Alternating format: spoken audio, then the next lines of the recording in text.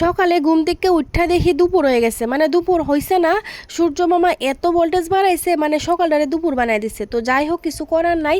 সকালের বাসি কাম শেষ করে আমি স্নান টান করে আয়ে পড়ছি। এদিকে আমার পোলা যে বইলো স্কুলও, আর স্কুলে যাওয়ার লেগে কতগুলা কাপড় বাই করছে, একটার পর একটা পরে আয়নার যায় দেখে কেমন লাগে। তো যাই হোক, যে কোনো একটা কাপড় তার ভাল লাগছে, পরে এটা পরে স্কুলে গেছে।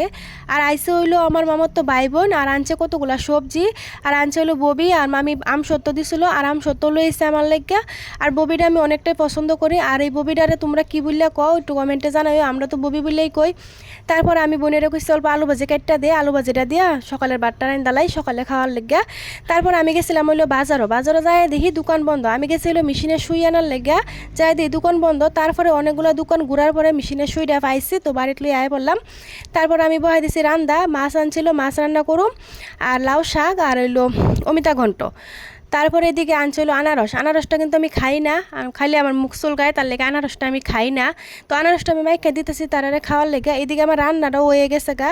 তারপরে সবাইরে খাওয়া দিয়ে লাইছি, তো সবাইরে খাওয়া দিয়ে সবার খাওয়া হওয়ার পরে আমি বসে বসে খাইতো। তো আজকে রান্নাগুলো যেমন অন্য দিনের তুলনায় আজকে একটু বেশি স্বাদ হয়েছে, কেলিগে হয়েছে তো জানি না। তো ভিডিও